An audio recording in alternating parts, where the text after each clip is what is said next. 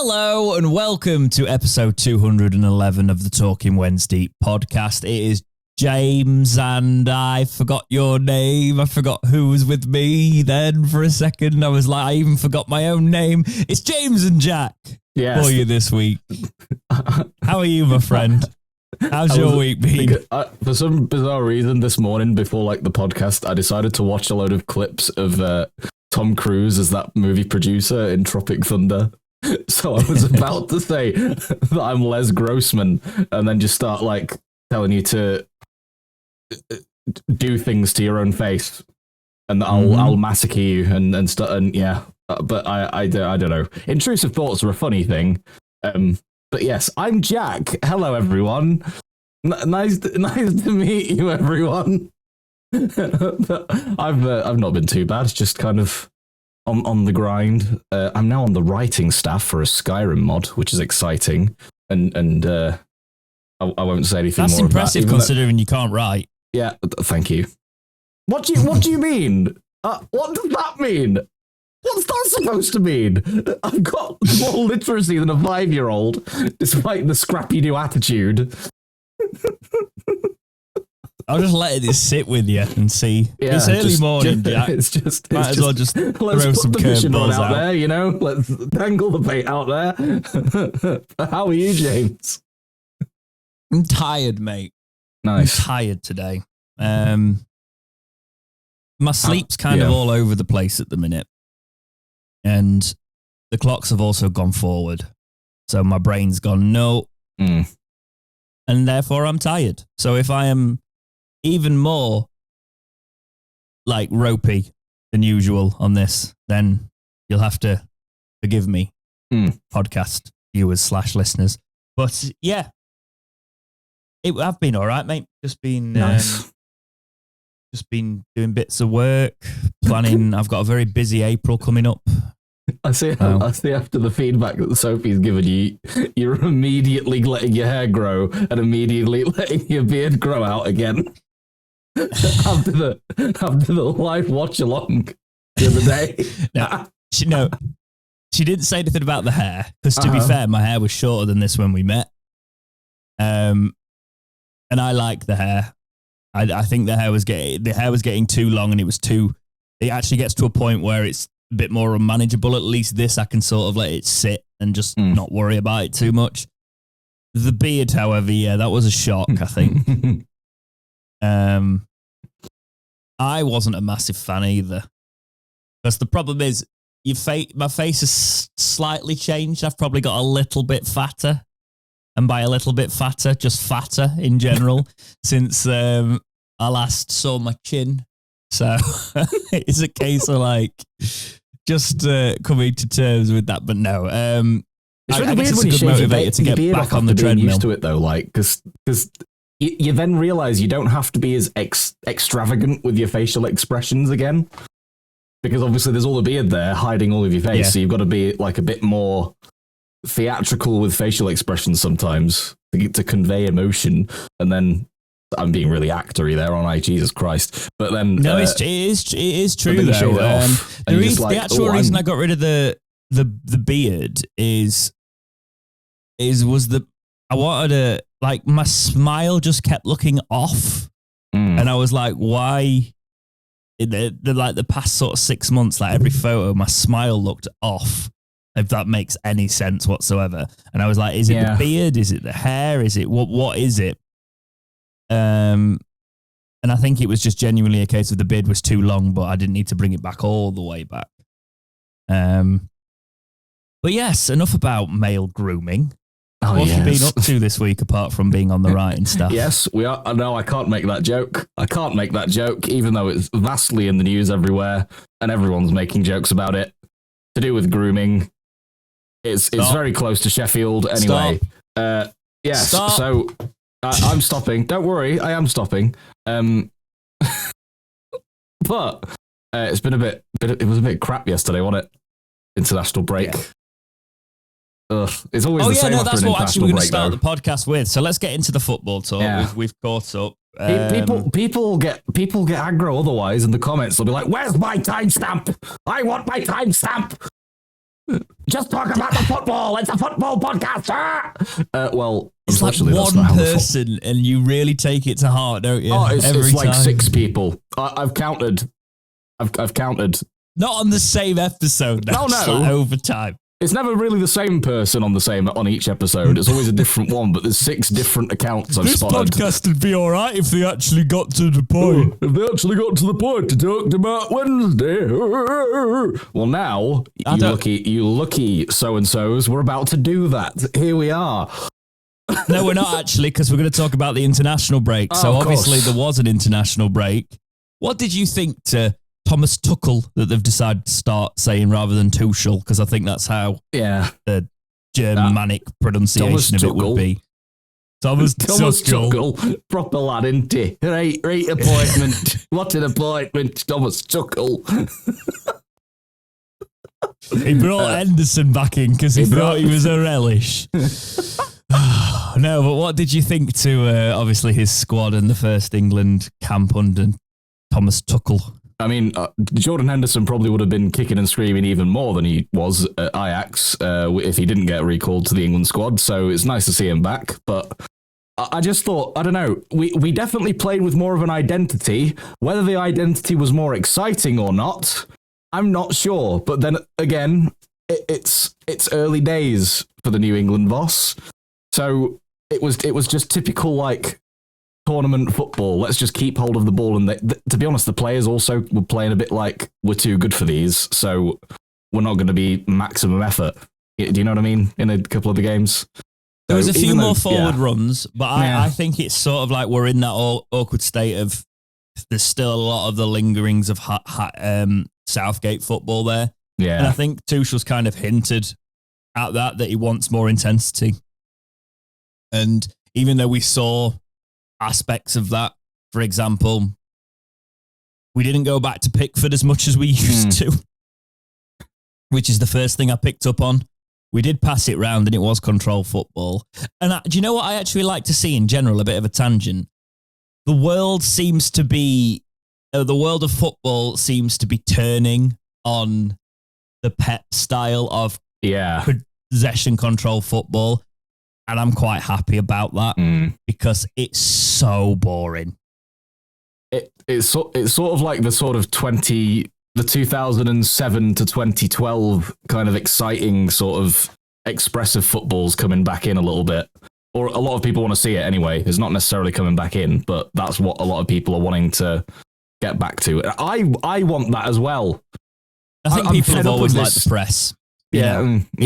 It's entertaining. I like the squeeze. As that one guy in the north stand of Hillsborough always shouts, "Squeeze them, Wednesday, squeeze them!" That I think it's iconic. It needs to be on a t-shirt. Whoever you are, if you're listening to the podcast, I bloody love you. You're hilarious. But that's sort of the squeeze, the press. That's what we all want to see, I think. What, you're just chuckling to yourself, aren't you? What? It just caught me off guard. Yeah. That one guy in the north stand. People might know what I'm on about. I don't know. But I just, it's great. It's great. Can you do the impression again, please? I'll go a bit further back from the microphone so it won't peak as much. Squeeze them, Wednesday, squeeze them! That's going to be you know what? That needs to be a soundbite for if someone does a super chat in your live watch-alongs. That needs to be that's why I asked for it clean. Yeah. But yeah, the England camp was interesting. I watched a Wales game. Were they against North Macedonia or something? And they were like, "Oh yeah, Wales have played really well and controlled it." Yeah, they managed to get a last-minute equaliser after nearly conceding a very late goal. It was the other home nations weren't too fantastic. Pierce Charles and Shea Charles obviously playing for Northern Ireland. First game better than the second game. Unfortunately, they came up against Sweden, didn't they? And he had a bit of a field day. But it didn't seem to knock Pierce Charles' confidence because we'll get into the fact that it's translated to a Wednesday performance. But in terms of England, it's too early to count anything. I think the call-ups of like Henderson, etc., the is for the experience. There's too many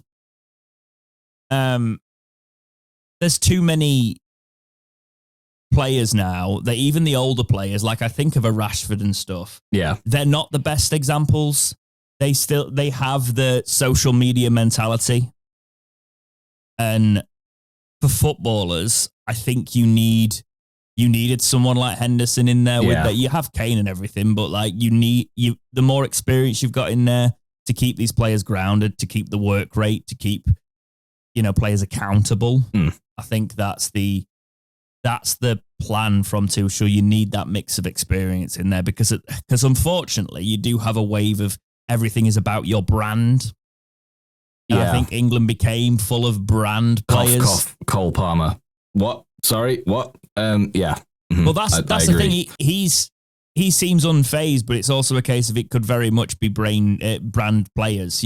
Players that are younger end up getting a lot of, especially if you're English and you're in the England squad at a younger age, you get a lot of attention around you, and it never seems to go well for players. Like Bellingham's got a good head on his shoulders, but he's already hit the heights now.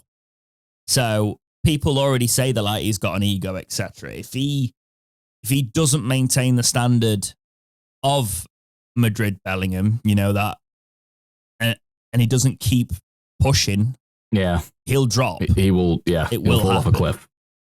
Yeah, so it's a case of like, I think you need those older players in there just to keep everybody up for it. Because as much of a leader as Bellingham is at his age, etc., in that middle of the park, he is still young. So you need that mix of experience in there, I think. I agree. I did feel a bit for Morgan Gibbs-White not getting on the pitch. I was like, he comes up for a second call-up. He's the reserve call-up. He gets on the bench on the second game, not in the squad of the first, and then doesn't come on, and he brings Henderson on, and I was like, that's rough. His time will come, I'm sure. But I don't know though, because it's an area of the park where you can't see anybody like. I don't think he's better than any of the other positions we've got there. So I can see it. But anyway, let's get into the Sheffield Wednesday talk. Talk me through what you thought of Cardiff City 1, Sheffield Wednesday 1, Jack. It was just it was so bland, but it was every single performance that we've had after an international break has been exactly like that, where there's absolutely I was screaming, we were so static. There was no movement off the ball anywhere from anyone. Nobody wanted it. Nobody was coming for it. Nobody was saying, play a through ball here, play a through ball there. I saw that little grin, by the way. I saw that little grin on your face when I said that, when no one was approaching the person on the ball anyway, but nobody was asking for it, nobody was making runs, nobody was creating space, there was nothing. And so Cardiff City were just camping up one of their players on one of ours for the entirety of that first half, and it totally nullified us, and it was just so bad. It was so boring and stale, and I couldn't see that Sheffield Wednesday being outed into this playoff contention race towards the end of the season or whatever that a lot of the media was doing. But the Cardiff goal. Well, I was just why were they all ball watching? They weren't watching where anybody was running to. They were just not standing up and actually putting the tackle in. It was also, I believe, I might be wrong, but it was that lad that scored. That was his professional debut, or it was a debut appearance goal and whatever. I wasn't happy to concede it, but looking at the goal, and if you look at it again, I could be wrong, and now all the comments are going to be like, "Work out, you're talking out your ass." But no, yeah. I just mean it was just a bit poor. I can't really pin too much blame on anyone for it. Maybe you could say it comes from that zonal marking, because Rio kind of runs to track the man and then gets to a point and goes, "Oh, well, I'm out my zone, I'll leave it, there's another man there." That man is Barry Bannon. Barry comes forward to do the block, but just as he lifts to do the block, that's when the player's cut inside and he's done the strike, and then it's wrong-sided Charles. That's Charles very difficult to defend, because because the defenders behind Bannon are letting Bannon deal with it. Yeah. I wouldn't necessarily say it's like a mistake from Bannon. He's got the right instincts, but just because he doesn't have that presence in that situation, he's not like a big unit that is more likely to block that. Yeah. But he does go for it. So unfortunately, it ends up going under Bannon. And no one it's was one of them backing him up. situations where It was. it's just a goal. It's just a goal you can see. And I wouldn't necessarily say we were woeful for it like we have been for a lot of goals. So you sort of take it on the chin.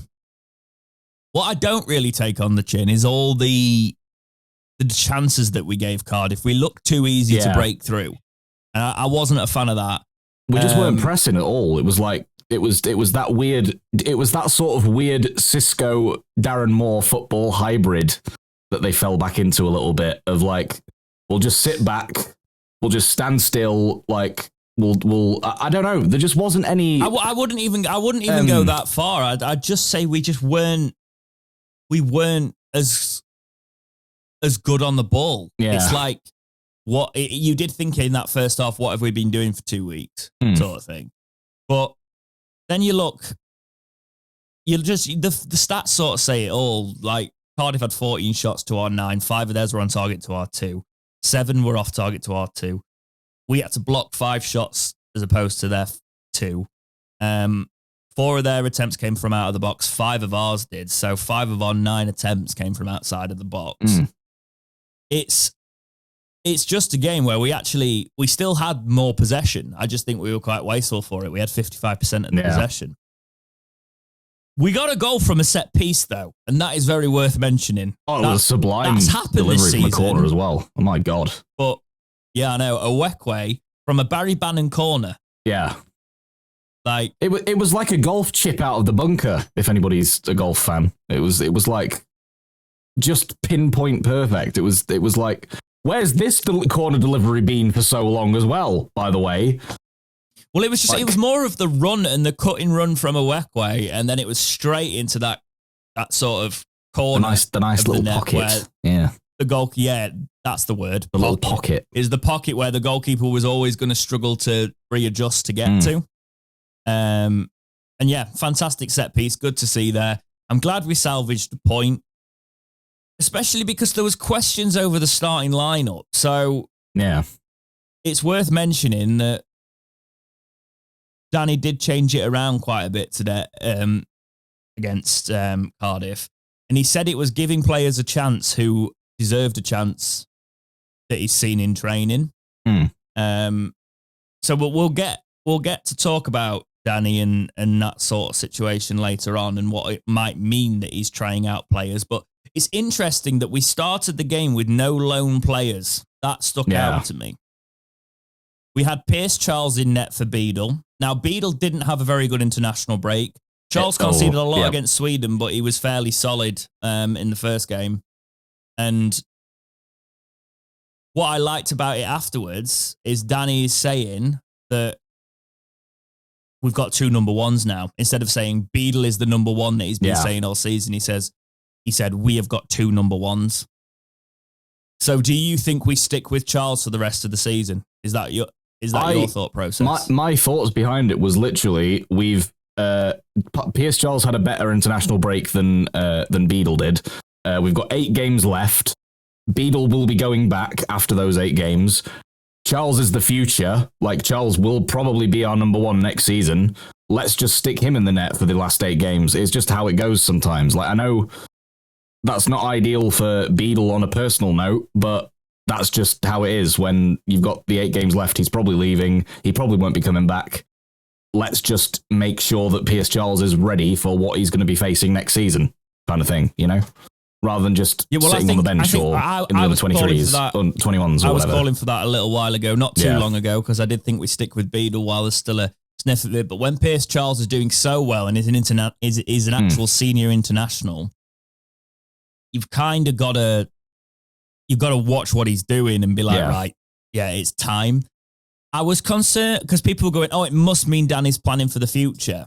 And I would like to think that as well. And I'm starting to move towards that thought process. However, I do think it's relevant to state that I don't think Beadle saw out the full last game. I might be wrong there, but of the under 21s, the last game, I think he didn't see the whole thing out, or there was a problem at the end. So I was wondering if it was an injury thing. So I was quite happy to see Danny confirm afterwards that actually, no, Pierce Charles deserved it. There's now going to be a battle for that position. If you train well, you deserve to be in, you'll be in. So I actually think it's going to be great for Charles to show it. I'm glad he didn't really make a mistake. I was really worried, and I am still worried that our fan base will turn on him and say, oh, he's not good enough as soon as he does make a mistake, because I've seen that happen so many times. You call for a player, and then the team don't generally perform, and then you get on that player's back. And I've seen it with our fan base many times. So I'm just hoping we have the sense to protect someone like Charles. Yeah. He's going to make mistakes. I wonder as well is if... Well, obviously, real-world events, there's just been a giant earthquake that's affected quite a lot of Bangkok in Thailand. That potentially has implications, showing my geography degree here, that's got implications, actually, that Chansiri won't be allowed to spend as much money on a club that's not in Thailand, or on a venture not in Thailand. Because when COVID happened, the Thai government basically restricted massively how much money could be sent abroad to another country, and that's why we were struggling so much to pay players back in the COVID era and all the rest of it, because all of Wednesday's finances are all in Thailand. It's not the Co-op Bank anymore. It's literally in Thailand. That's where the Wednesday bank accounts are. We'll see if it becomes to that scale of effect. But yes, I have seen quite a lot of it. So anybody affected by those natural disasters, the point is with you there. Because I saw some of the hotels going, Jesus, they were it was horrific. And that the thing is, Thailand's not really on. It was quite a ridiculous event to happen because Thailand's not actually within normal range of any of the tectonic plate zones that will do that sort of thing, and it's So I do hope anybody out there listening is okay that's been affected and everything. This is where I literally trust your talk because you are a geography student. So whereas I wasn't. So the questions about the lineup, Jack. What I was actually saying there was, are we putting Pierce Charles in a position where he can be in the shop window to provide funds if he needs to be sold, a bit like Gassama? No, because we're not. That's just an idea. No, we're not. Don't attack me for that, please, in the comments. I'm attacking you for it. I know, but it's just a potential thing that also could be. It's probably not likely, but it's just right, Jack. I'm going to say what all the comments are saying. Who else have we got? Ben Hamer. But again, provides funds to find a goalkeeper from somewhere. There's that young lad that's just been sent out, Killian Barrett. He was recalled from his loan in non-league and sent out to I think it was Gillingham on loan. I'll double check with that. But hang on. So let me get this straight. Free or sell and bring another keeper in and have to go through the lottery?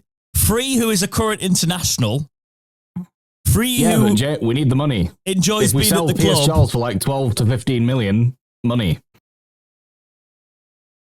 That's the only circumstance I'd sell him, by the way. Okay, actually, let's. There are people interested in Pierce Charles. Yeah. We should mention that. But I don't think that's going to happen. At 12, 15 million, then they might talk, but I don't think that's going to happen. I mean, even if they do come in for a bid, it won't happen because we know what Chansiri is like when negotiating. Do you know what I would technically do, actually? It'll come to the day of negotiating, the actual finalising it, and it'll go, actually, I kind of want 1 million more. And then they're like, no, sod off. And they walk away, and it doesn't happen.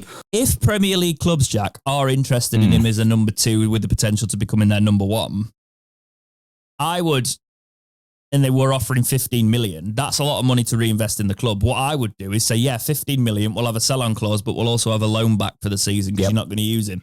Mm-hmm. Because that gives us time. That's the only way I'd sort of... Mm-hmm. I'm just saying this is a potential avenue that could be what's going on. I'm not saying that will happen, obviously. I actually do think it's happening. I don't think that's what's happening. It'll be the number 1 next year. I think it's the club getting him ready because we need a keeper. Yeah. And testing him at this level consistently. But the question around the back line was because Valentin Iorfa, Awekwe and Hatuse, people were going, oh, that's interesting. I didn't really think that, to be honest, when I looked at it. I was like, yeah, Valentin's more of a forward player for me than defensively. I agree. I don't think Hatuse had a fantastic performance. I think he looked a little bit lost out there. However, new player, still adapting to the league, still adapting to to not going to have a go. Oh, yeah, I can see people already trying to have a go, but I don't know what your thought process is there. I think that's just that's just really stupid. It's the only left back we've got now, other than Marvin Johnson. But Marvin Johnson is more of a forward player than a left back anyway. So it's the only option we've got really at the moment. And the lad's been thrown in at the deep end anyway when he's not used to the actual style of football. And then 4 games after his arrival, he was then put into the starting lineup because there was the big injury crisis and Max Lowe had to go to centre half, and then so that's one left back that's not being used as a left back, and then Marvin Johnson was here and there if he was going to get selected or not in that position, and so it's the only option we've really got other than I still Marvin think Johnson. I actually think other than striker, striker and left back are our weakest positions. Centre back's not necessarily strong. I think Awekwe is playing out of his skin. Oh yeah, which is good to see. I still think he'll go on a free. I do. But I think it's good to get the performances out of him because I just think the age will become a thing. But it's good to see him. Do you know what? Having a player playing for a contract is probably good in that regard because we look next season with getting Famio back, and building maybe that defense a little bit more. Let's have a player putting himself in the shop window and playing out of his skin and getting a good contract at lower end Championship or top end League One. Or going back to Rotherham, which you could probably see Awekwe doing. Yeah. Never know. The dumping ground of ex-Wednesday players, basically. That's what Rotherham is these days.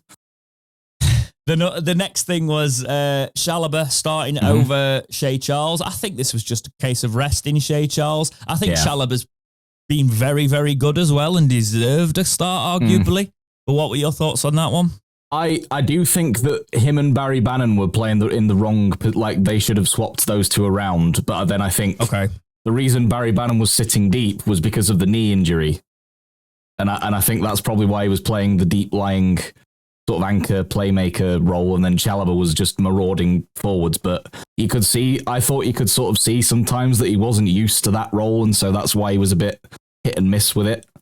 And it would have been better if it was the other way around. But if it's an injury related thing with Bannon's knee, then totally understand that because he wasn't wearing the knee brace as well. So that could have been. That was quite interesting to see after them sort of doubting. I just think with Shea Charles as well in that midfield, when he came on, we actually performed better. So it does show what Shea Charles brings us. Oh yeah. But again, I think this is a case of actually, could be.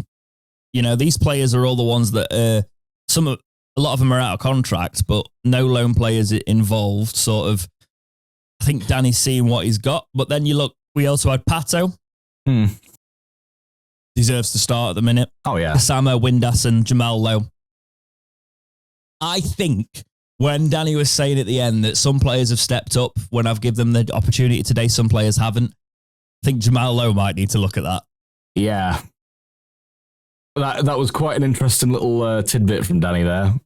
Because he's been a bit of a nothing burger all season other than that first game. And I was quite excited when we signed him. If he could because I thought, bit of pace. He's more of one of them flair players. Yeah. But he has unfortunately done the thing when you get one of those flair players to Wednesday sometimes and they're just not good. He feels like a new sort of obviously not on the same level as Forestieri, but the new Forestieri in that he seems like a bit of a luxury player. You know what I mean? Like sometimes absolutely not. Sometimes he'll turn up, other times he'll be a damn pull you squib. on that, Jack, because you can't even compare it. I know what you're trying to say. Not the same ability. I mean, I did say not the same ability, but the same sort of sometimes he turns up and he plays a blinder. Sometimes he turns up and he's just a damp squib like yesterday. I don't think he's ever played a blinder for us. That first game of the season, against Plymouth, he was amazing. and everyone was lauding him. I think we flattered to deceive against Plymouth, though. I don't think we realised how bad Plymouth were at the time. Yeah, which is since shown, been proven true. Yes. Yeah, but if Wayne you look Rooney at Jamal Lowe, without Liam Rossini, but there we go. He got an overall 6 rating. He was him and Famio, who came on as a sub. Famio had 8 minutes and got the same rating as him. Like, because Famio did nothing. Do you know what I mean? Like, Jamal Lowe played for a half and got pulled at half time because he didn't deliver. Yeah. And I think that's, I'd have to have Jake, who's our contract mind person. I don't know if we signed Jamal Lowe on a 2 or a 1 year deal, but it'd be interesting to know what the situation is with that at the end of the season. Yeah. But yeah, we got the point. The playoffs are probably, the people keep talking about them. I think we'd get destroyed in them anyway. Especially because we could play one of the other Yorkshire clubs in there, and that'd be rough. Yeah. Coming up against a game of that magnitude, anyone other than Leeds or Sheffield United or Burnley will be rough. Coming up against those 3, that'll be rough. I think there's a chance if it's any of the others in contention, but I just think I know why we're still looking there, because it's still a possibility. We're 5-6 points away, but we're not good enough. Yeah. We've not got the edge that those other teams have, yeah. We would be such a Huddersfield if we did it, by the way. Oh, yeah. Or a Luton. Like everyone was saying when Luton did it, they just had... No, but Luton had a striker.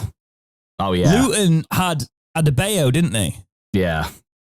And he played out of his skin that season as well.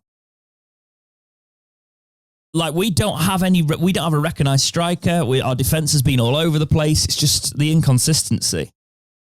But yeah, let's do the championship review then. So the results went as follows. Sheffield United 3, Coventry 1, Watford 0, Plymouth 0, Hull 0, Luton Town 1, Sunderland 1, Millwall 0, Norwich 1, West Brom 0, Burnley 1, Bristol City 0, Cardiff City 1, Sheffield Wednesday 1, Portsmouth 1, Blackburn Rovers 0, Middlesbrough 2, Oxford United 1, Stoke City 3, QPR 1, and Leeds United 2, Swansea 2. I think Leeds have only won like 1 out of the last 6 or something now. So they are starting to collapse a little bit.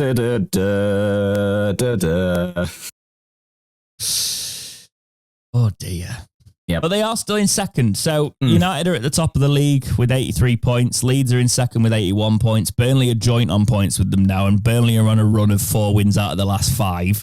Yeah. So both on 81 points. Sunderland sitting 4th. There's a hell of a gap between the top 3 and the playoffs. Sunderland on 72 points.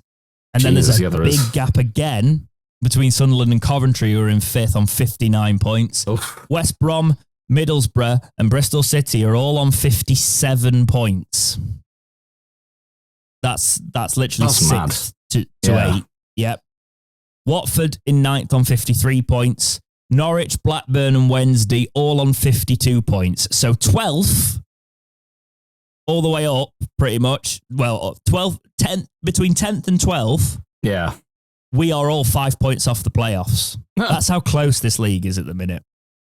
And then at the bottom of the league, we've got Plymouth with 34 points, Luton Town with 38, Derby County with 38, with a game in hand. But Cardiff are sitting just above the relegation zone after that point with 40 points. So they might just do it, but Derby have obviously got that game in hand if they can make it count.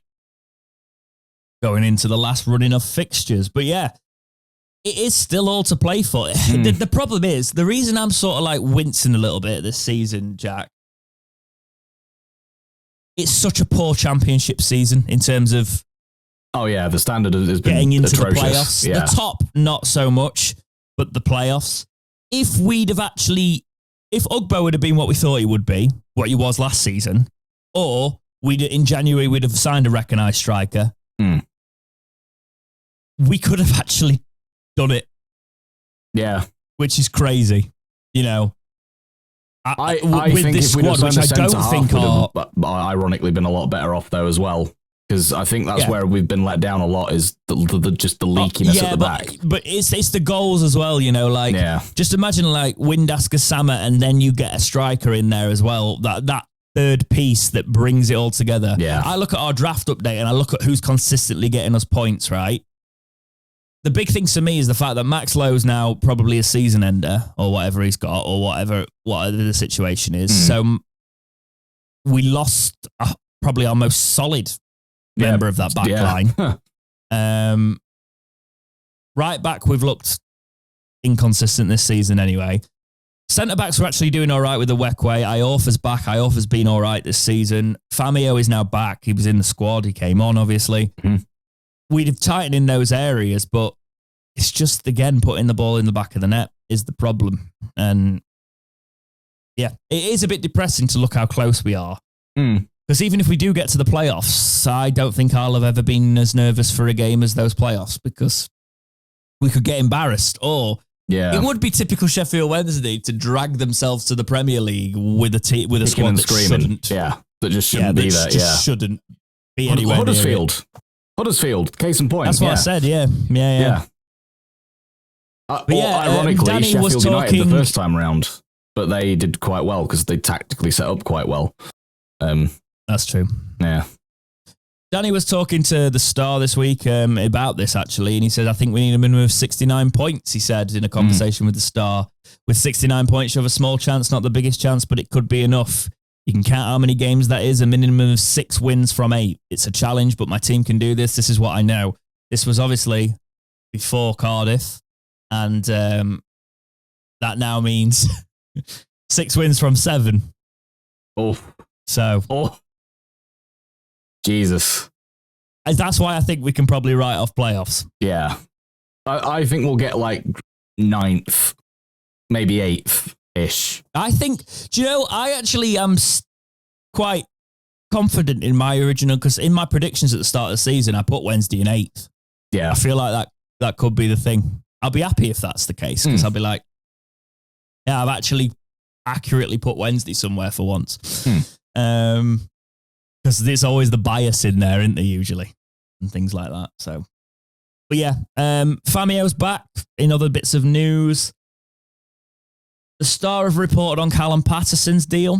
Now, the headline is titled, Sheffield Wednesday man gives honest take on contract situation as end of Owls deal draws close.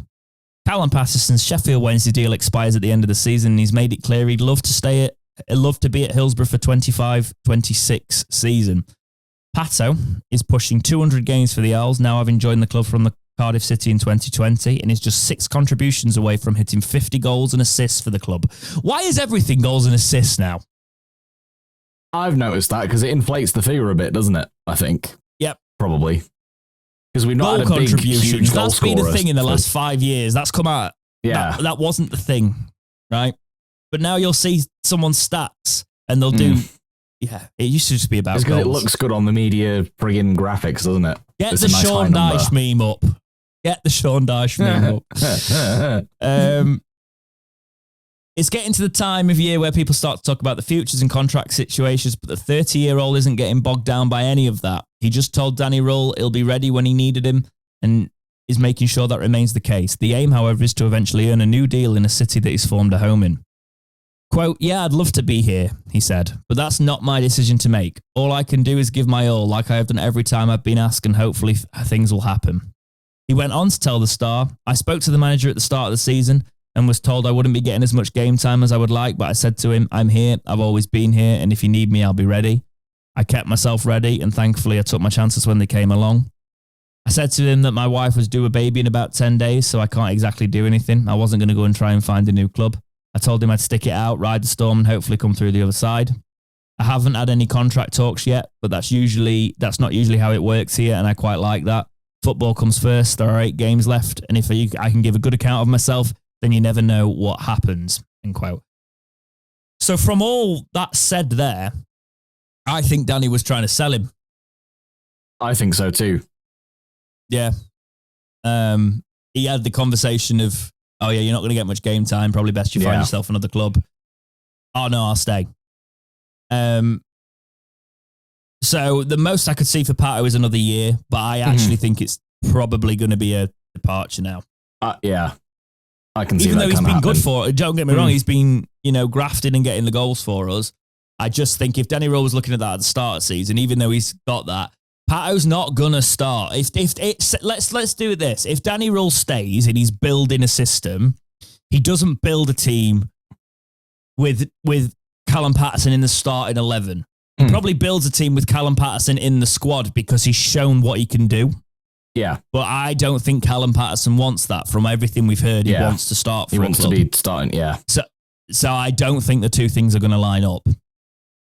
So I think it could be a situation, though, where with the Thailand situation being as it is, I wonder if then Chansiri might end up going, I can't spend as much money on Wednesday as I would have wanted to originally. I don't think it's going to come to that. There might then with be Thailand, players who get extensions now because of all of this that weren't going to originally, but even if it's just a 1-year contract or something like that. So I don't think he can afford to. Because Jack, because say Danny stays, if Chansiri starts doing all of that, and I don't think he's going to get his hands tied with Thailand, but just think about how the club will crumble because Danny will walk. If he's like, we've got no money. Take your head out of logical football. Jack, even I can't see that to that extent with Chansiri. I just can't. I can't. If it happens, I guess I won't be surprised, but I can't see it happening. I don't mean to poo-poo what you're saying or anything, but it's just always keep in mind who we're actually dealing with here. It's never the logical what normal football clubs do, what normal football club owners do. No, but to be fair to him, he never does that with players. He doesn't keep players because he wants to. If the manager says he wants to offload a player, he listens to the manager. He just doesn't sell them. Oh yeah, true. He just lets them leave on a free. Because remember, whereas Pato is leaving on a free. If there's a player with a 20% sell-on clause, he'll just let it run out because he'd rather none of the profits get sent anywhere than 20% of the profits get sent to someone else that's not Wednesday, etc. Allegedly. Anyway, I know what you're trying to say. I know what stick you're trying to beat Chansiri with, but look at his track record with releasing players. If a manager wants to rebuild a squad, the time he lets them rebuild the squad is when free agents are coming up. Yeah. He lets that be the natural cause. And I don't think Pato makes sense in any situation because you give him a 1-year deal, then he's not really resellable. Yeah. So it's just a case of prolonging it if you need to thicken out that squad. That's what I could see. Thicken out the squad, give him another year. But Pato will not be happy just to sit on the bench every game. No, he won't. And that's what's going to be the situation if Danny's here. And that I think that's also why Will Volks went to Oxford as well, because it was the same situation in that department. You won't feature anywhere near as much. I think Will Volks was a good person to move on in hindsight. Yeah. So, yeah. I know he had character and I know he gave us great memories for the promotion season and everything, but I think it was the right time. And sometimes you've got to make those decisions in football. I do sort of feel like it might be time for a lot of the old guard to move on as well and just have a refreshment of the entire thing. You know what I mean? There's still a lot of the promotion team kind of mingled in there, and I it might be time. Do you think we'll let Rotherham have Malik Wilkes, or do you think we'll try and they actually want him, or do you think we'll do a thing where we actually cut our losses and let him go, or do we try and sign him on an extension or trigger something if we've got a clause or whatever, and then sell him? I think. I don't know. I sort of think it might be cutting ties with Malik Wilkes because so many managers now have not picked him and he's been just rotting on the bench or in the reserves or whatever, and then now sent out on loan to Rotherham. I just think Rotherham wants him. Well, Steve Evans wants him. Whether Steve Evans will still be in the position by the time this podcast even hits is another question. The problem is I don't think Rotherham can afford to sack him. That's why he's not been sacked. I think that's the big issue there because they're like. They'd rather keep hold of him and rather than the expensive alternative of sacking him. So I just think,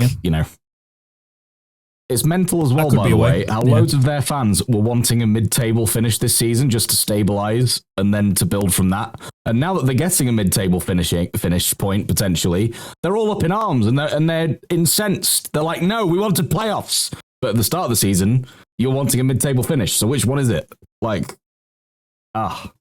here we are. But I think Malik Wilkes cutting losses and going. Right. Let's move on. There'll be so many angry Rotherham fans in the comment section this week. It's great. It's going to be great. Engagement farming, yes.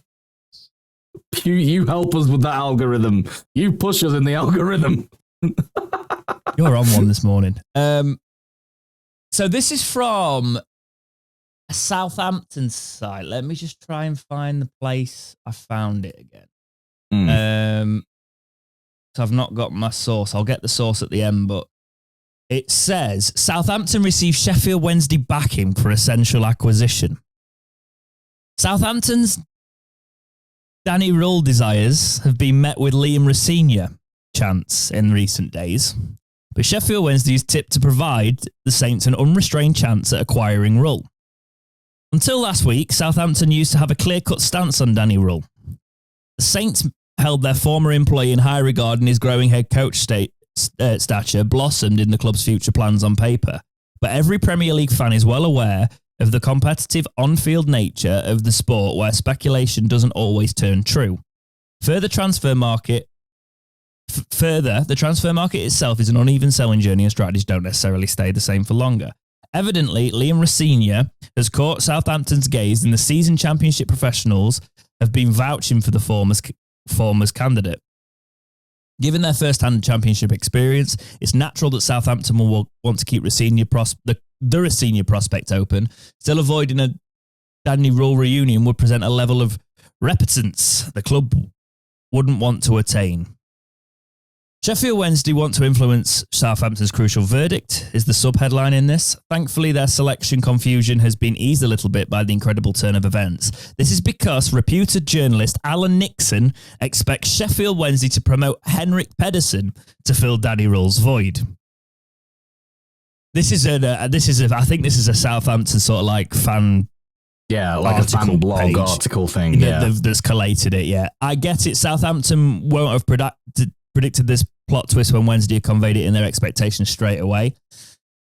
Regardless, every gifted opportunity must be utilised at this point, no matter how they occur. It doesn't mean that Rosenior can't thrive at Southampton, but long-term opinions are easier to dismiss. So everything else is sort of opinion-based in here. But I wanted to pick out the fact that it obviously pulled the speculation about Pedersen from Alan Nixon being promoted and the Liam Rosenior talks of Southampton, because I'd heard that more and more that Southampton were actually interested in Liam Rosenior.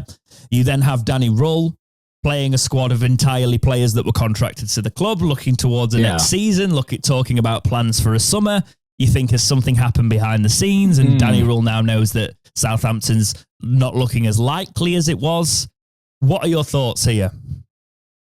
I think Southampton, to be honest, it's a case of money. Liam Rosenior is free. They have to pay for Danny Rule, and I don't think they want to repeat the occasion where they ended up in court over their previous managerial appointment before that one that they've brought in to try and save them in the Premier League. They've literally been sued over that. They unlawfully went for him. And if they also, loads of people keep sort of speculating like, oh, they've put a contract in front of Danny already, blah, blah, blah. If they do that, it's illegal. They literally open themselves. Danny himself will be up for prosecution if he's already signed a contract with Southampton. Like, all of that is illegal. Chancery is in his right mind to take Southampton to court if they do that. That's all speculation, obviously, that's happened. It doesn't mean it has in the slightest. But the way everyone was talking is though he was already gone and he was out the door, and I don't think that was the case at all. I just think Southampton we're Premier League, time to bully another club that's not in the Premier League into getting their manager because we're Premier League, haha. And it's not worked out for him, has it? So I just think that Liam Rosenior is a better fit for him because he's free and because Southampton will need all the money they can get, to be honest. or need to keep all the money they can. With Southampton there, that's obviously from Saints Marching, who's collated the sources. The reason I wouldn't usually cite a source there sort of sources, in terms of, but it's because of the fan sources, so to speak, but because they've pulled in the talk about Alan Nixon and the likes, and because I'd heard the talks of Liam Rosenior, I thought it was worth bringing the topic here. I still think Danny Rule will be there. Whether they can afford to bring the whole staff in is the thing. Yeah. And I think Danny Rule would want his backroom staff with him. I think Powell's a big part of what happens with Wednesday. I think he's actually built a great team. Yeah. And what I will think will happen, I don't think we've necessarily lined up Pedersen. I think that might be a bit of a reach there. But I could see it being a possibility. And I think that would be the structure. Keep everything else in place, and Pedersen would be if Danny Rule went. So if they had to spend... So there's somehow plucked from the air, I've heard this, that, it's 3 million at the end of the season if it's a championship club. I don't believe that. No, I don't. I still think it's 5 because why? That's not Chansiri. Chansiri wouldn't go, you can go to another championship club for less money. What? No, it would be a flat figure. That. It wouldn't be, no. So I think that's a case of no, Southampton would have to pay 5 million. I actually think the plans probably were, I've heard about this court case. I'm not going to go too much into it, and I'll say alleged because I don't know the details of it. But if they are trying to avoid unlawfully approaching someone, maybe they actually had that in the back of their minds that, we'll just do a Steve Bruce Newcastle and we'll take him and pay Compo later through the whatever happens sort of thing.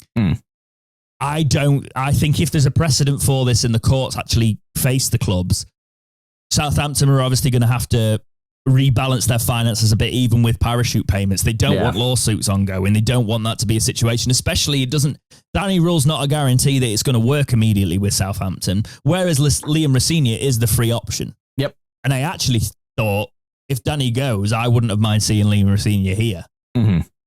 So I actually think it's probably a good move for them there. And if it means that we can stop for a second and Danny can look for the future and we can build. Because I think Danny came to this club with a 3-year project in mind, I think so too. At least. So all this is derailed because of his early success. He's been very coy in batting it away in the media, and technically he's never said anything. He's been nothing but professional in front of the media. Yeah. Yes, I can already see comments going, Danny Rule's clearly spat his dummy out the pram. We know he said that. We know. In front of the media, none of this has happened. Yeah, so it's all speculation. Right? Where have people got this from? Like, how has he spat his dummy out? It's mad. But then I think some of it has happened. And we've heard bits and the fan forum leaks and etc. and all of that sort of stuff. But in terms of a professional, he's never... He did sort of do there was the Chansiri v Danny Rule thing in the window, and it escalated into that fan forum thing. But it's very much a salvageable project here. And honestly, if I was in Danny Rule's position with the Southampton thing, I'd look at it and go, yes, it would have been a massive opportunity if I could have probably gone while they were getting relegated and then come back up sort of thing. But now it just looks like there's too much of a mess. I might as well stay here and build for a summer. Yeah. And see what happens. So I do think it's less likely that Southampton will come in and poach him because I don't know where you're getting a 3 million figure from. I think it might have been Nixon again. I don't want to put words in his mouth. When you're dealing with Alan Nixon, I've always found it's best to deal with a bucket of salt with whatever he says because it's very hit and miss. Sometimes it's true, sometimes it's false. Sometimes it's a bit of both. So it's like... I think you've got to... people are quite harsh on him, actually, where I think you've got to actually sort of like give some respect for the fact... I'd say with Wednesday, like 70% of the time his sources are accurate. Yeah. But it's the same thing. Like, we'll have people talk to us all the time. Like, Jake will have people DM him. Yeah. I'll have people DM me saying these things.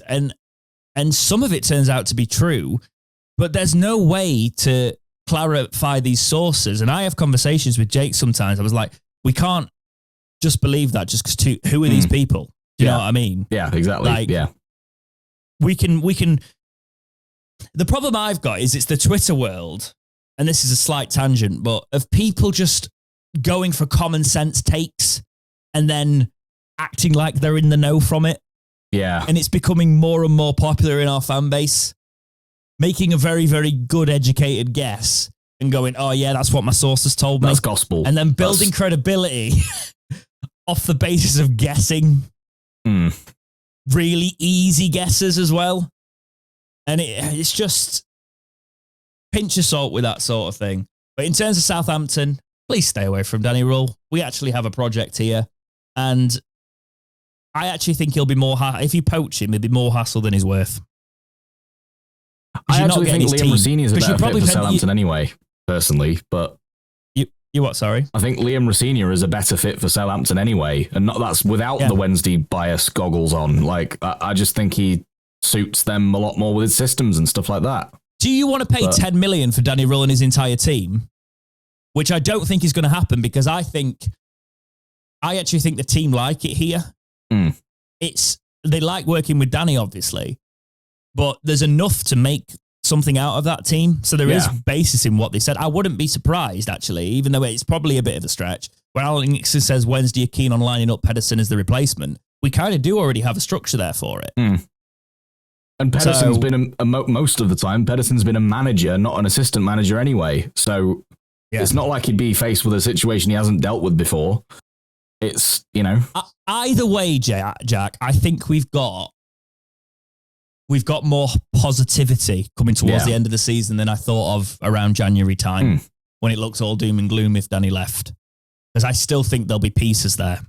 So it's just a waiting game until the end of the season now, isn't it, really? Oh, yeah, just it's just how it always is with a mid-table finish, though, which I still think it'll be. It won't be. I don't think it's playoffs. I'm sorry to be pessimistic out there, but I don't think it's playoffs. It's 8th or 9th or 10th ish for me. No, fair enough. Yeah. Right. Moving on, another speculation topic, but it's from the Mirror and it's got something to do with Sheffield Wednesday. So I'm going to read you this title. It's very much talked about at the moment. It's a big hot topic. If you're on Twitter, then it's talked about. If you're anywhere else, probably less so. Yeah. This is from the Mirror. Sheffield Wednesday owner told Consortium is ready, waiting to buy sleeping giant. Exclusive. Fans of Sheffield Wednesday are becoming increasingly impatient with owner Deshwan Chansiri, and it has been claimed a US-based consortium is waiting in the wings to launch a takeover bid. Under fire, Sheffield Wednesday owner Deshwan Chansiri has been told there is a consortium ready and waiting to buy the Beleaguered Championship club if he is willing to negotiate a fair price. An increasing number of Owls fans are urging Thai tuna magnate Chansiri to sell up a decade after he purchased the club from ex-Leicester and Portsmouth owner Milan Mandaric. Initial success saw Wednesday flirt with the first return to the Premier League, blah, blah, blah, all of that, all the backstory of Wednesday. Let's get to some of the meat of the article. Now fans are mobilising behind the scenes to try and force change at Hillsborough. Owl supporter Simon Quick, a stock market trader with a background in owning businesses, is fronting a social media campaign with the tagline #EnoughIsEnough. Quote, I give him, Chansiri, 3 options, Quick told the Mirror. That's from distance. Yeah. Show us the plan to take the club forward. 2, accept, implement and fund our plan to take the club forward. Or 3, stand aside for a new owner who has the strategy, leadership and capital to take the club forward. Option 1, I don't think is ever going to happen. Option 2, I also don't think is ever going to happen. That being said, it is a genuine offer. If he wants to work with us and he needs ideas to take the club forward because he wants to change things around, we would love to be able to come in and help. However, over his decade in charge, so many others have tried, from individual fans right up to a very experienced and highly respected football person who prepared a full dossier after a root and branch investigation into the running of the club, and he still refused to listen and accept his plan. So if he won't listen to someone like that, I can't imagine he'll listen to me. Quick is assembling a team of fan groups, accountants, barristers, analysts, agents, and other senior figures in football and finance in a bid to help facilitate change at Wednesday. And he claims a US-based consortium with the resources at their disposal to make the club a force again within the English game is ready and waiting to take over the club if Chansiri is ready to talk.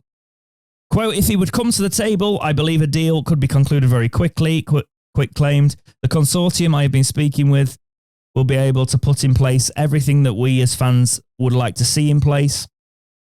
All the things I'm discussing with other fans are already part of the consortium's package. They are serious players who want to do a serious job.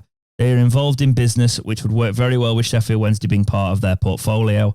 I'm hoping that we might hear more from them soon, but I don't have any control over what they say or what they don't say.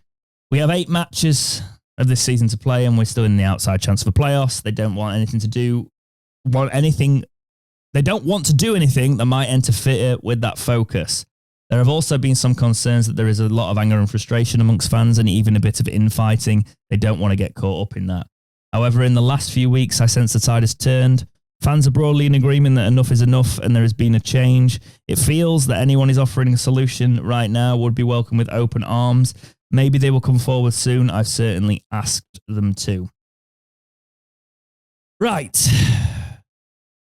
This has been building for a long time. There's talks of ego of Chansiri in this article. There's talks of everything.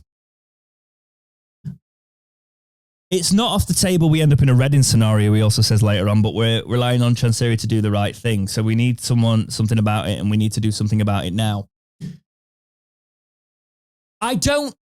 There's not enough information here, Jack. Yeah. I can understand. I think Simon is a very credible where it's source, coming from. given his profession as a stockbroker. Like, it's very likely he does have these contacts to all these different business people and all the rest of it. So a lot of people have sort of said, "Oh, who is he then? What are his credentials?" That's his credential. As a stockbroker, you know a lot of people. You know how it all works. You know all these things. So I do think it's a very credible, actual source of the article. He could, to be honest, if he's got that really background, you could see someone like that getting involved with the consortium. However, I don't have enough information on the consortium. Yeah. All I'm hearing is US consortium. Is this like the Adam Shaw sort of consortium where there was never really anything of meat to it? Is it the same one? We don't know. Is it a case of, the problem I've got is when people were scratching for consortiums, etc., there was talks of the old Reading owner coming in, and it was almost like anybody but Chansiri, and that's where I worried we're going to go down here. So for me, some more information on this consortium would be interesting. If there is that consortium, I think they need to be a bit more forthcoming with actually who they are. And also, if you think back to when Birmingham City were taken over, the process of that was very similar to what's happening with this. Like, there was a business savvy Birmingham fan that I think he was either business minded or he's currently employed by the club. Basically, he's actually a sort of board position at Birmingham now. But he was the one who actively went out and found the Nighthead group in America and then convinced them, come and buy Birmingham City. And it seems like it's a very similar story here. But I feel like we need to know a bit more about who these people are rather than just, there is a consortium. Okay. But it feels like a bit of a pipe dream right now. Like, is this the bloke that's got that 1867 account on Twitter, or am I getting too... I think Simon is one of the people that runs that 1867 news. No, not the group. Is he the 1867 news or something or whatever?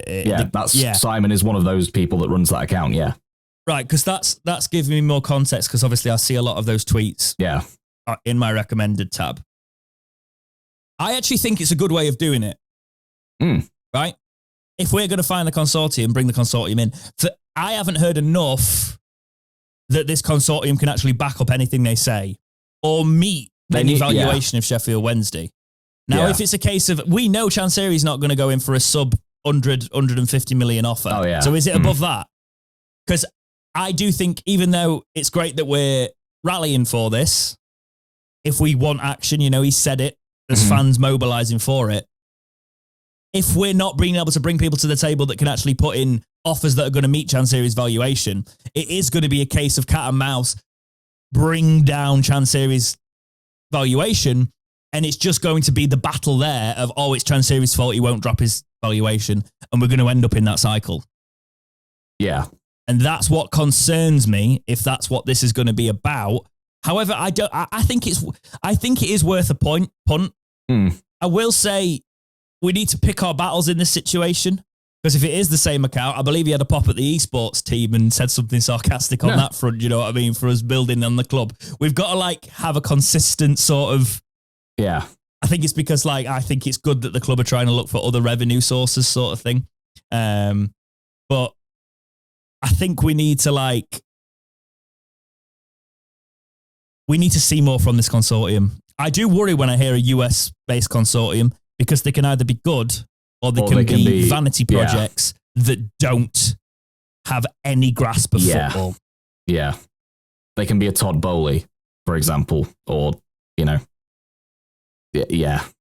I would say that because of how it is right now, we need to be more they need to be more forthcoming with actually who they are, what's involved in the actual consortium itself, because I'd say probably that 8 out of the last 10 years under Chansiri, Wednesday fans collectively have had nothing more than like all words and no substance. We're promised the world and promised the Premier League and promised this, that and the other, and then nothing's really been delivered upon that, other than those first 2 years of Chansiri owning us, when he kind of went S-word or bust, with let's spend loads of money and try and race to the Premier League as fast as we possibly can and gamble it. And after that, it's been just all words and no substance. So for us to actually sort of go, yes, this is a valid thing, this is great, this is amazing, please let it happen, we actually need this consortium to show that they're not just all words and no substance. Like, be a bit more forthcoming. Maybe not fully say, yes, we've bid, but like say publicly, we are interested, or whatever. Chansiri's big on proof of funds, isn't he? Yeah, exactly. Proof of funds, proof that you can deliver it. So maybe not put it out there to the public, to the general public. Just say we're trying our best to buy Sheffield Wednesday or to talk to Chansiri, but not do it through Simon. Do it through a representative of the consortium itself, and just sort of say this is who we are, like Sheffield United's new owners did. They came out and said we want to buy Sheffield United. And then, there's a time to do this, Jack. You know, they've said in the art, if it's got validity, and this consortium, if the truth is they don't want to derail the season when there's still a chance of playoffs, etc. It wouldn't, I don't think, but there's about no, it would. It would. There'd be too much around it, so I get that. I think it's a stretch there, but what I would say, in about a month's time, the season's going to be over. Yeah. Step up then. Yep. And make it public. Yes. And then you force Chansiri into showing his... He might be very petty with it, or he might actually have something to defend, and then the fans... Do you know what? If you actually have someone with proof of funds that's got a very valid offer and it's around the valuations we've heard previously from Chansiri, so say they've got 100 million plus whatever, plus stadium whatever, and they show it, and then Chansiri says no to that, and we've got all of that on record, and then there's a fan forum situation. Yeah. More and more fans are going to turn against him because there is people there. And I'd like a mission plan from them. Yeah, exactly. Consortium as mission well. Statement, all that. And I'm not expecting it all now. That's what I'm saying. At the end of the season, if you're prepared to launch your bid, that's what you do. You do your pitch, you do your proposal, you bring everything. Then this is what we want to do with Sheffield Wednesday. Here's the proof of funds. And you can make that public. You don't need to make the proof of funds public. You need to sort of like the plan of what you want to do. But saying who the investors are gives an idea of that. Do you know what I mean? Yeah. Because you can look into valuations and such like that. But what you can do from that is actually have a plan for the club. A 5-year plan, a 10-year plan. We're a consortium coming in that's got this in mind for the club. And you'll get more fans on board that way. And I think that's the way to do it if it's going to happen. But yeah. And also to play devil's advocate on it a little bit, to sort of not to defend Chansiri, because it doesn't need defending, but it's like to understand Chansiri's perspective on all of this as well. he's had to deal with people like Eric Alonso in the past that have said, yeah, I want to buy Wednesday. Yeah, great, amazing. And he's just been a total con man. And so there's a bit of that situation thrown into the mix. He's been burned with people like that coming along before and just been total, like, I think the sticking point salesman. is, and I'd be interested to know what the guy who's obviously running this, who's contacted this consortium seeing is, I think Chansiri is going to want to retain a stake. And I wonder what that consortium and his situation, given they are very anti, he seems quite anti-Chansiri, would be on that. And I actually think that's possibly one of the only ways you get this consortium to the table. See, I think we might have to. We might have to go that route. I don't think he'd want to retain a stake in the club for himself. I think he'd want to retain it in the name of the app. This is what I'm saying. He'd want to retain. He wants to retain something to give with to a his stake son, in the club for his family. Yeah. But yeah, let's see how that one develops. Well, my leg's going very numb. And that's all I've got for this week's episode of the Talking Wednesday podcast. Jack, before we actually have a look at what's ahead. So, we are playing Hull on the 5th of April. And I said I'd come to this with you and then realised I couldn't. I realised it's on the 5th of April and I'm busy. Time's sped up and I've currently forgotten to buy tickets. And the other day I actually tried to buy tickets for it. And the club website locked me out because apparently I answered the, the capture thing, the like, prove you're a human being. Apparently I'm not a human being.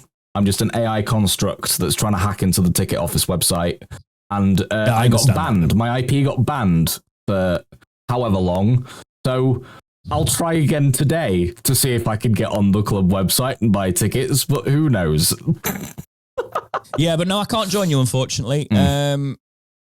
It's my best mate's birthday. And I completely didn't clock it was that date, so I'm going to be busy. James being busy? No way. That's a turn up for the books. Oh my god! But speaking of Hull, do you think we'll do it at home? Obviously, we're not the best at home. Chance. I think we've got a good chance. Luton just beat them. So if they can beat them, anyone can bloody beat them. Jesus. You really don't like Luton. No, I don't. Oh, do you know the whole ticket Cloudflare thing? Like, it happened to me before. And then I reported it as an issue saying I'm a human being, like it's misjudged me or whatever.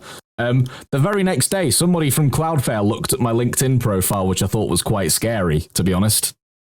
Like that is quite scary. Yeah. Like did they use my IP address to track down my LinkedIn profile? Like what? That was weird. That was really weird. That is scary. That is scary. That was really weird. Yeah. If that's not an advert for a VPN, I don't know what is. Yeah. Anyway. By the way, sponsorships are available. I do use a VPN for security purposes at certain times, so feel free if you're a VPN service and you want to pay us money, I will promote you. But yes, that's all I've got this week. Going into Hull, I think we'll do it just. But have you got anything to add before we wrap up this episode, Jack? No, I mean... But I also, my heart goes out to Reading fans. I've always had a soft spot for Reading. My dad used to play for their reserves back in the day, back in the 60s and 70s. So that's that. I've always had a soft spot for Reading. And I just hope that everything goes well with your takeover, enforced takeover by the EFL and doesn't wind up and all the rest of it. And let's hope Wednesday don't have to get there. Yes, exactly. It doesn't need to be forced out. But yes, guys, take care. Take care. And we will see you in the next episode of Talking Wednesday. Au revoir.